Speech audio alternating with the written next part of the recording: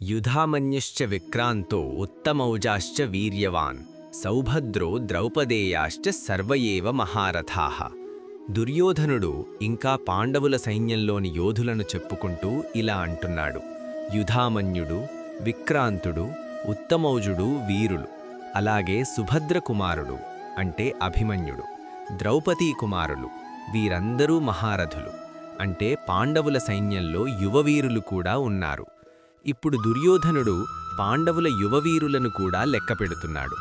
ఈ శ్లోకంలో ఒక ముఖ్యమైన విషయం ఉంది. కేవలం పెద్దరాజులు మాత్రమే కాదు, యువయోధులు కూడా పాండవుల వైపు నిలబడ్డారు. సౌభద్రుడు అంటే అభిమన్యుడు, అతను చిన్న వయస్సులోనే మహావీరుడు. ద్రౌపదీ కుమారులు కూడా యుద్ధానికి సిద్ధంగా ఉన్నారు. ఇదేమి చెబుతోంది? ధర్మం కోసం పోరాడేది వయస్సు కాదు, నిబద్ధత. మన జీవితంలో కూడా ఇలా ఉంటుంది. సత్యం కోసం నిలబడటానికి వయస్సు అడ్డంకి కాదు, ధైర్యం ఉంటే చాలు. ధర్మం కోసం నిలబడిన వారు వయస్సుతో కాదు, విలువలతో గొప్పవారు.